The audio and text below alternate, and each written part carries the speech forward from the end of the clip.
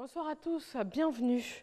Le président Alassane Ouattara a présidé aujourd'hui un sommet extraordinaire de l'UEMOA, Union économique et monétaire ouest-africaine, par visioconférence. Un sommet consacré aux meilleures réponses à apporter à la pandémie à coronavirus, tant au niveau de la riposte sanitaire qu'économique. Je vous remercie.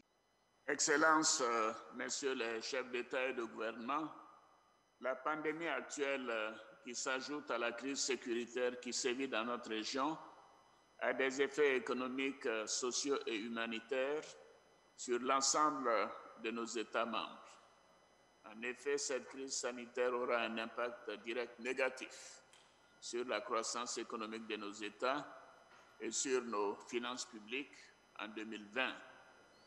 Il ressort par exemple que le taux de croissance moyen en 2020 dans notre Union ressortirait à 2,7%, soit une réduction de près de 4 points de pourcentage par rapport à la prévision initiale de 6,6%.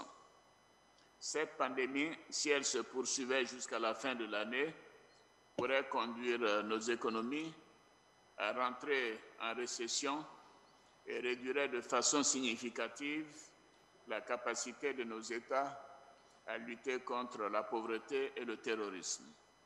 Nous devons donc agir vite et prendre des mesures à la fois sur les plans sanitaires, économiques et social afin d'atténuer les conséquences de la crise sur nos économies et réduire ainsi les souffrances de nos concitoyens.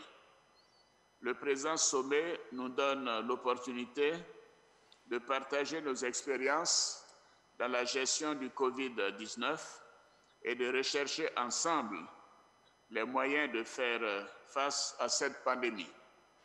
Mais d'ores et déjà, je voudrais, messieurs les chefs d'État et de gouvernement, vous rendre hommage pour les mesures urgentes et les plans de riposte évalués aujourd'hui à environ 5 285 milliards de francs CFA que vous avez adoptés. Elles permettront de limiter les impacts du Covid-19 sur les populations, l'emploi et le secteur productif et de promouvoir les initiatives prises pour éviter l'affaissement des entreprises et le redémarrage rapide des activités économiques post-crise. Et pour faire face à la pandémie, l'armée ivoirienne a décidé entre autres de fabriquer des cache-nez. L'atelier de couture des armées, sis à l'état-major général des armées, a été visité en ce jour par le ministre d'État, ministre de la Défense Ahmed Bakayoko. Il est allé encourager ces hommes chargés de la confection de masques et aussi les exhorter au strict respect des mesures barrières.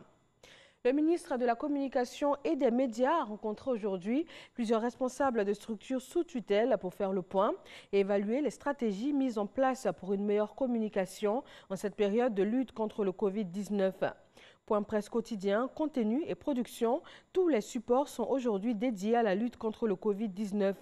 La RTI, l'AIP, Fraternité Matin, les communicants institutionnels et aussi les collectivités ont en partie été associés par visioconférence à cette réunion. Au Royaume-Uni, la courbe du coronavirus commence à s'inverser. Le Premier ministre a indiqué que ses ministres travaillent à organiser une seconde phase qui vise à assouplir graduellement les mesures de restriction. Il a recommandé néanmoins à la population de ne pas relâcher la vigilance. C'est la toute première allocution de Boris Johnson depuis sa guérison du coronavirus. Et la demande de matériel de protection ne cesse d'augmenter partout dans le monde. C'est dans ce contexte que la Chine a annoncé hier dimanche la saisie de 89 millions de masques défectueux. Et il faut y rajouter 400 000 pièces d'équipements de protection, également confisquées par les autorités chinoises depuis le début de l'épidémie. Le Canada et plusieurs pays européens, comme l'Espagne, se sont déjà plaints d'avoir reçu des masques qui n'étaient pas aux normes.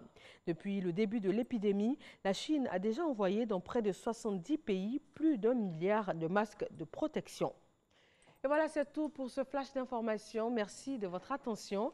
On se retrouve à 20h sur RTI 1.